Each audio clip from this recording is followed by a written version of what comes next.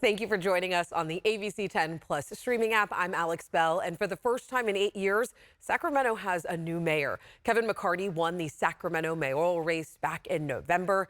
Mayor McCarty grew up in Sacramento. He was a state assembly member and also served as chair of the Assembly Public Safety Committee. He also served the city as a city council member and a housing and redevelopment commissioner. So what are Kevin McCarty's first priorities as mayor, and how is he acclimating to this new position? Here's my one-on-one conversation with Sacramento's new mayor. So my first question is, now that you are officially sworn in as mayor, what do your first 100 days look like? What do you hope to accomplish? Well, just getting going, setting our team up at City Hall, working with our council members and putting a new vice mayor and a mayor pro tem in place. We hired a new interim city manager. But I'm really focused on just going around the city, learning. I'm going to a variety of communities on listening tours. I'm doing ride-alongs with 10 city departments for 10 hours per week for 10 weeks, 10 departments, learning about issues with the city of Sacramento. So, just getting ready for 4 years, not really focused on the first 100 days per se. And I do want to talk about homelessness. We know that this has been an issue here in Sacramento, across the state, also across the country. And we know that this is impacting not just residents, but also businesses. Can you give me specifics on what your administration is planning to do to address the ongoing homelessness crisis here in Sacramento? Well, clearly it's the number one issue in the city of Sacramento. Number one issue in cities across California. When I was campaigning, knocking on thousands of doors, this was the issue. The remedy from voters was very different. Some people had drastic solutions to what they wanted to do, but the bottom line, they wanted us to help get people off of the streets, get homeless out of our city parks, out of our neighborhoods, out of business doorways, and into services. And so that's what we need to do. And so this week we opened down in South Sacramento on Stockton Boulevard a safe stay spot for 175 people to go in a tiny home. It's something that I've been working on for years as the assembly member. So it's coming to fruition. And this one was really special because it was the city, the county, and the state working together. Because that's one thing that I'm crystal clear about this is all of our solutions are going to take everybody working together. It's not just a city issue, not just a county issue. So, the number of homeless have gone down here in the city of Sacramento by roughly 2,000, but still way too many. Residents drive by and they still see an encampment. You can't say, oh, the encampment today was 15 people, and maybe 2 years ago it was 28 people. It's still too many people in these neighborhoods. So we need to address it, and there's no easy answer. We need to work on this in conjunction with other jurisdictions. And then lastly, I'm working with our city auditor. One of my big campaign promises was to audit our city spending to make sure we're getting our biggest bang for our buck. So I'm looking at the different programs that we fund with the money we get from the state for homelessness, and I want to focus on the ones that provide, the biggest bang for our buck and have the best results and outcomes. And I know that you referenced the city-county partnership agreement. Do you think any changes need to be made to that agreement at all? I think we know the roles. I think better coordination and cooperation. So, one thing that I'm looking about doing in the upcoming year is having a public meeting with the city council and the board of supervisors all in the same place. It's been several years since we all had a meeting and talk about how we're working together on the issue of the day, homelessness. So I'm not sure if any new efforts need to be created. It's just added to the agreement. Better cooperation, better collaboration. I think the agreement is pretty simple. It says if the city opens up any of these sites, that the county provides the services. Because remind you that the counties throughout California provide mental health services, social services, frankly, homeless services for decades. Usually cities are, as people know, it's the police, fire, parks, water, solid waste. But cities have to step up and say, this is our problem too. So that's why we're seeing collaboration working on these in partnership. And I know that there are a lot of solutions out there, but when it comes to the issue of shelters or more permanent housing, what side do you tend to lean on in terms of getting the best solution here in Sacramento, at least? I'm focused on shelter. If you focused on our scarce resources and providing permanent supportive housing, we could provide solutions for 5% of the population. And, what about 95% are still sleeping in doorways or, on sidewalks? And so I think we need to focus on emergency triage shelter throughout the city and county, and that's what we're zeroed in on. And you also mentioned encampments. We did want to know, when it comes to encampments and either clearing them or allowing them, what is your stance on that?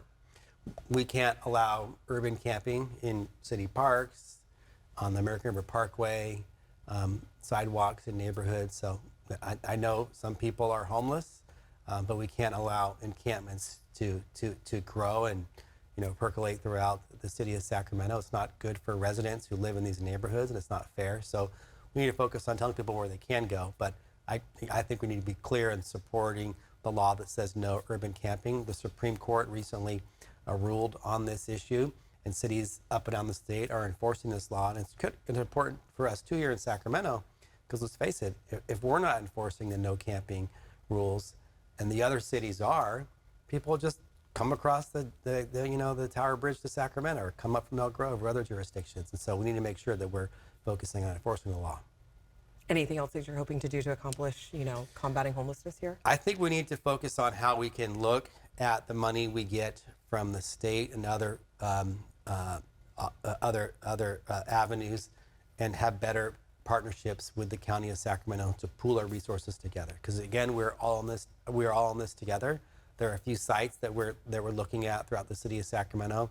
Right now, I'm in this learning phase, trying to see which ones work the best. The city audit's going to help us understanding where our resources should be focused on, so we can get our biggest bang for our buck. But we're new in our first 100 days, but we're up for the challenge to work on this issue. The voters asked me to zero in on this issue. Yeah, and it sounds like really getting down to the nitty-gritty of where is the money going, following the money, seeing if it's being used in the best possible way seems to be a really big focus for you. Correct. Yeah, okay. I do want to talk about affordable housing. Yes. I see you peeking at my questions over here. It's okay. Affordable housing, another issue that Sacramento has been working to address. What are you seeing as some of the biggest barriers in getting affordable housing in Sacramento? Well, there's a few things I think that we can do. One, I think we need to make it easier for people to build housing in Sacramento. So one idea that I had on the campaign trail, which we're now starting to implement, is how can we reduce barriers to cut red tape to make it easier for someone to build a duplex, build an ADU in their backyard, build an affordable housing complex for 100 residents or 300. And so cutting red tape and reducing barriers is key, something that I'm zeroed in on. We're looking at sites throughout the city of Sacramento. Can we, identify more locations where we can have, multifamily housing throughout the city of Sacramento? We also need to look as far as what we can do to draw in more money from the state. That's something that I'm zeroed in on as a former lawmaker, knowing where those resources are at the state level to make sure Sacramento gets its fair share and potentially more. And then I'm looking at, opportunity sites like downtown. We have state workers who aren't necessarily going back to some of the buildings like they were years ago. So can we repurpose some of this land in the central city for housing? Some people have said, hey, what about the Macy's site right there in the mall that just announced we're going to close down? So I think there are some opportunity sites throughout the city of Sacramento, especially in our downtown core. We want to do two things, build more housing at all income levels and bring more life back downtown. So that's kind of a twofer. Do you plan on incentivizing developers? Is that a topic of conversation? I'm not sure if we have the opportunity to put money on the table. We're facing a $50 million deficit, but what can we do to make their lives easier? Mm-hmm. What kind of red tape can we cut? Some ideas that I have is some developers pay fees up front when they build housing. Well, can we delay those fees and have them pay them at the back end to make it easier to build housing now? And so we're looking at some of those as part of this Streamline Sacramento initiative that we're launching to make it easier to build, as far as subsidies in another route, as far as making it easier for development, focusing on housing right here in Sacramento. And it's a big issue. I'm super concerned about the next generation being able to afford housing. I have teenage daughters, and I think about that generation. Are they going to be able to afford to live in the city of Sacramento? Mm-hmm.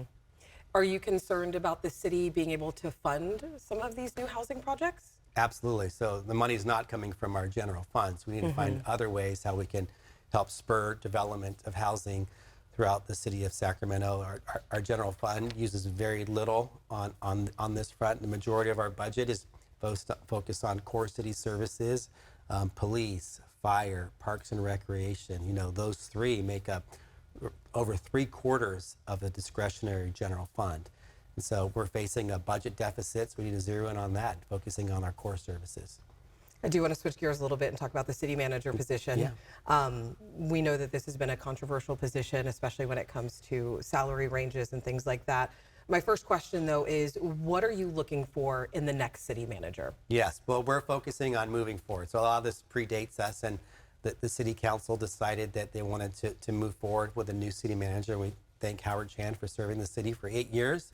So we appointed an interim city manager, Lainey Milstein, to serve these next several months while we do a search. We want somebody who's going to be collaborative, of course, with the city council, someone who's going to be a skilled public administrator. The city manager, via our city charter, runs the city of Sacramento, someone that's innovative, that can look for solutions to talk about the issues that we just talked about, homelessness, housing, our city budget, someone who knows the kind of framework of how California works, probably would be helpful. But, we're not counting anybody in nor out. We're doing a robust search throughout the nation and hope to find outstanding candidates, and stay tuned. Does the council have their eye on anybody? No, no, not yet. You're still looking. Yeah, but Okay. but it is important to note too that we did appoint an interim city manager, and she is not going to be applying. So that's helpful that she's going to be Okay. helping us find this next person who will serve in this position. Will there be public input? Absolutely, Okay. absolutely. We're in the early stages of finding the firm that's going to oversee that. But one thing we're Okay. talking about is having engagement from the public, from certainly the city council, but also stakeholders, business groups, community groups, neighborhood groups, nonprofits, labor groups, to talk about what the city manager should look like and what type of characteristics and skills and traits should be before us. And the salary range for this position has been a big topic of conversation. Yeah. In your personal opinion, what do you think is a fair range for this role, fair salary range? Well, most of these positions are funded on, what's a norm for the industry, what's a news reporter make, what's an athlete make, what's a teacher make. So we're not reinventing the wheel. But I think, people did scratch their head and say, Sacramento is paying our person the highest in the state of California. Around That didn't quite $420,000. make sense.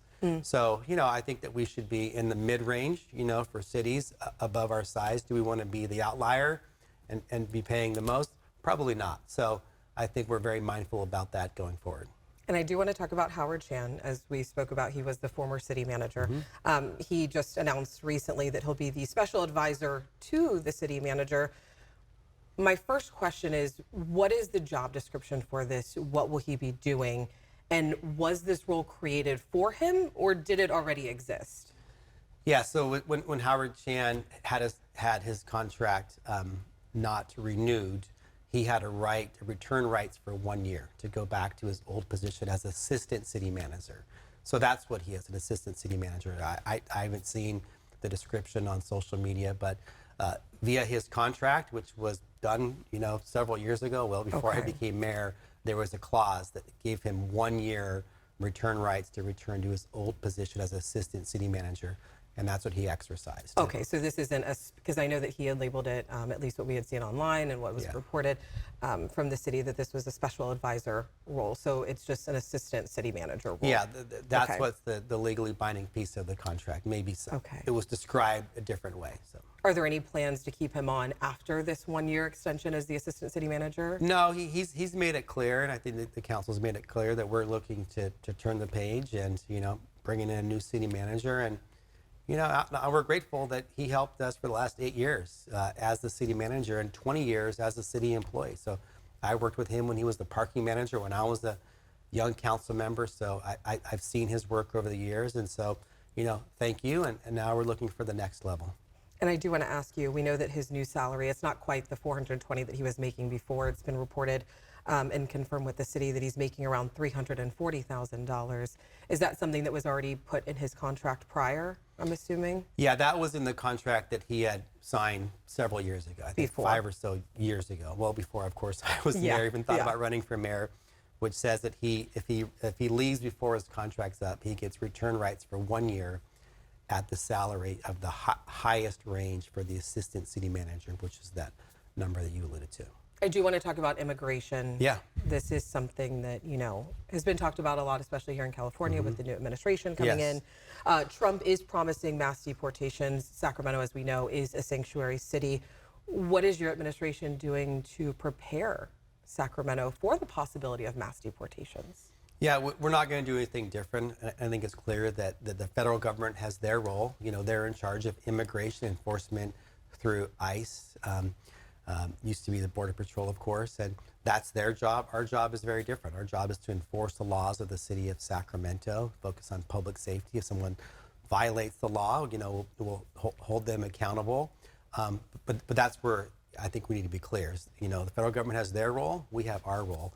And we're not going to assist the federal government in doing these immigration so-called raids. I don't even know what that looks like. There's a lot of fear and innuendo as far as what that is going to look like throughout our country and our state in California. So I think we're just waiting. But our police chief and others have came out, and we've came out and says that we are not the immigration enforcement agency.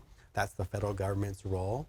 And I've heard some promising news from the federal government that they want to focus on, you know, serious criminals who are here illegally and focus on them and deportation for those individuals. So I would hope they would do that and not focus on arresting the lady who's selling tamales in front of a Walmart, focusing on criminals. And so I think that's what the community probably thinks it makes the most sense as well. But, you know, we will stay tuned. Anything you would say to those people who are fearful of the things that they're seeing online or social media that might be misinformation? Yeah, I know that I've talked to residents here in Sacramento who are immigrants who don't have their paperwork, and they have jobs, they go to work, their kids go to school. And I would tell them that we hear them, but keep living your life. And you should know that the city of Sacramento is not the immigration agency. We're not going to help the federal government do their job. But again, I'm hopeful that when this potentially does happen to the federal government, they're going to zero in on individuals who, you know, have serious criminal records and felonies outstanding, and not have, you know, people who are just going about their lives, going to work, being swept up. Let's talk about some of the projects that are coming here to Sacramento, like the downtown rail yards project. We know former Mayor Steinberg, you know, he did approve the term sheet. Is there anything that you would be changing about the term sheet or anything? Yeah, we're excited about that opportunity. Yeah. Most importantly, this is the largest infill location in the United States that's an urban infill site in the west of the Mississippi. So in the west half, not just the east, not the East Coast, everything over here, this part of the country. This is the biggest opportunity to create basically almost a new city. It's 200 plus acres right there in the core of Sacramento. A lot of history there with the historic rail yard. So the hospital, Kaiser, is going to start construction in about 2 months. The courthouse is going to open up in a number of months as well. There's a couple of housing projects that are coming online. So stuff is happening. We're going to see it there. And this idea of a soccer stadium right there is really exciting as well. So the mayor on his way out kind of announced the framework of this. So the city council and the mayor need to finalize this. That's what we'll be working on for the next several weeks. But I think it's something that we can do and protect our taxpayers. I think that the framework of the arrangement, which I saw so far, was fair. I embraced a similar idea 3 or 4 years ago, but we're still finalizing the details. But the big news, this could be a really exciting entertainment opportunity right in the heart of Sacramento. And we have great soccer fans that love the Republic, so they'll get to see our great soccer team and a new stadium right here in the heart of Sacramento. And I also want to talk about the waterfront project. You know, Steinberg also announcing that as he was leaving as well.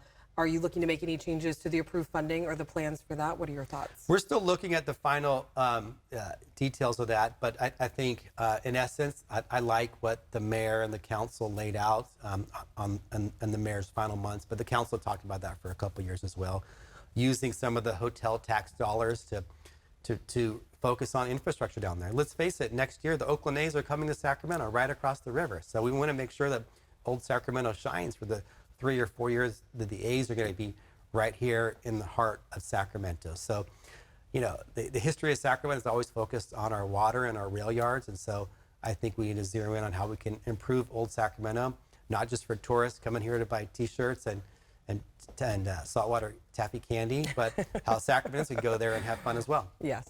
I want to talk about policing. We know that the police department does have some vacancies. How are you addressing those with the police chief right now?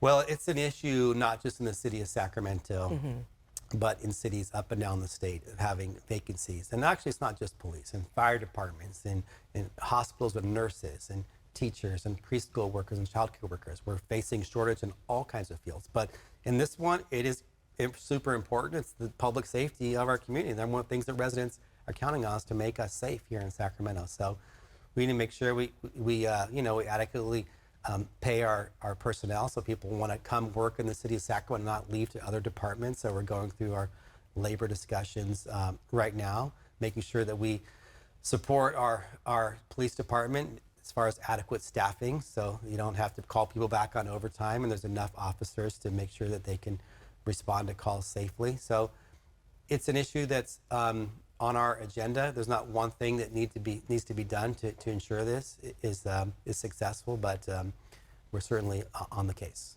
Collaborative effort. Retail theft. We know that Sacramento has been greatly impacted, as well as other places across the nation as well. Are there any new ideas that you plan to bring to the table to address retail theft and the impact that it is having in our community? Yeah, well, the people of California, via Prop 36 and the ballot in November, plus the laws that we passed. Last year, I was the assembly member chairing the public safety committees. We passed a dozen laws focused on more accountability for individuals who habitually break the law. So with those new laws, plus Prop 36, there are new tools in the toolbox for our DA and our local police departments to go after repeat offenders with retail theft, but also drug abuse and fentanyl. So this is something that the city of Sacramento is going to fully support. We're going to embrace the new laws and allow our police department to utilize these to make our community safer. And it's not just about locking people up, it's about making sure individuals who get caught up in multiple arrests get services, especially on the drug side. If it's because of drug addiction, get them treatment. But it's an issue the city of Sacramento is taking seriously, and we're going to cooperate with our DA and fully support and implement Prop 36. And is there anything new or that you want our viewers to know that you're working on now that you're in? Well, one thing that I'm doing is going around the city talking to people. So I may be in your viewers' neighborhoods in the coming weeks and months, but I'm focusing on this as a learning and listening tour. I don't know everything. I know a lot as a former council member, as a 10-year lawmaker, but things have changed, people have changed, issues are different and evolving. So I'm looking to understand the problems, but also solutions. So we're all kind of like listening sessions. So you're meeting with different residents. I've already had a couple so far. We'll be going to neighborhoods up and down the city. You can contact our office, and we'll try to put these online as well. Just going and getting kind of a lay of the land, and also just being mindful about what we're seeing in Los Angeles or in New Orleans a couple weeks ago. There could be a crisis and a tragedy, so we need to be prepared for all situations. So start understanding how the city can respond into little problems, but also if a more severe problem ever arises. I do have a follow-up question. The listening sessions that you're doing, are you finding any major themes there? Yeah, clearly the issue of homelessness, public safety, affordability, housing, the budget, those are front and center. Yeah. But what I'm doing at these sessions, I'm really trying to be mindful about this, is not talking. It's trying to not to talk a lot, just to listen. And so just to hear people out. Absorb everything. Absorb. Yeah. And some people have ideas, they have, their suggestions. Some people may call them complaints, but it's their time to talk to me, talk to our city team out there as well. So I'm enjoying them so far. We've had 3, and we're going to do these for our first 3 months. And I think it's important that elected officials go out there and engage. So I did this during the campaign trail, of course. I knocked on plenty of doors, went to a lot of forums to talk to people, but we think we need to do this more. Wonderful. Thank you so much. I appreciate it. We Thank you for appreciate your having time me. as always. Thank you. Thank you. Thanks for watching ABC 10 Plus. And now that you're here, why don't we take a look around and see what else is here? The very first tile on your left is always going to be streaming 24/7. You can find us adjacent to that, breaking news if it's there. And then right next to that, a replay of the most recent newscast. Whether it's ABC 10 Morning News at 5, 6, or beyond, it's going to be there. The forecast beyond that, and then right beyond that, the news that matters the most. Now that you know the basic titles, let's go up to the top and take a deeper dive into news. We have every single newscast that you would need, including To the Point with Alex Bell, taking a deeper dive into the issues. Beyond that, ABC 10 Morning News at 5 and 6 and 11, the evening shows as well. Below that, you can watch the top stories from To the Point. Under that, Dollars and Cents, where you can learn how to navigate this challenging economy. And below that, you can watch our award-winning ABC 10 Special Investigations, where we hold the powerful accountable. Going into weather, look, it's the 10-day forecast, getting you ready for the weekend and beyond. Beyond that, sports. I know you care about the Sacramento Kings. We have the most comprehensive guide to anything, everything Kings in the locker room and on the court. We have it. Below that, I know you care about the San Francisco 49ers. We can't mention base sports without talking about the Oakland A's. We have that too. Backing out again, come up to the top and join me on Verify. I'm super excited about this. Our experts are checking the facts, verifying the truth for you. Jump up now to shows. Very excited about this. Oh, look. It's Take a Look. This is my show. I love movies, and if you love movies or streaming shows, whether it's on screens this big, or this big, it's Take a Look. Recently went behind the scenes, sat down with Lady Gaga and Joaquin Phoenix to talk about Joker 2. I love the movie, and oh, I just heard you shout you hate the movie. Jump in, we talk about it on this show. Other shows, Bartell's Backroads, go up and down the state of California, tank of gas getaways, one fuel cell getaway, like places like the Toy Museum. This is what kids did before they had screens. Over here, the Moaning Caverns of Calaveras County, one of the most coveted caves in all of California. You know, watching this show, I discovered there's a cave that could fit the entire Statue of Liberty in your own backyard. You'll find about that and more with Bartell's Backroads. Down below that, To the Point. It is one of my favorite newscasts because they talk about news with Alex Bell the way you talk about news. It's conversational, but in-depth at the same time. Below that, Your California Life. Love this show. Whether it's entertainment, food, beverage, lifestyle, it's there. Desiree Shepherd hosts and does an amazing job. So there you have it. It's ABC 10 Plus, the app. What do you need? We heard you and we got it. Thanks for watching. Thanks for streaming.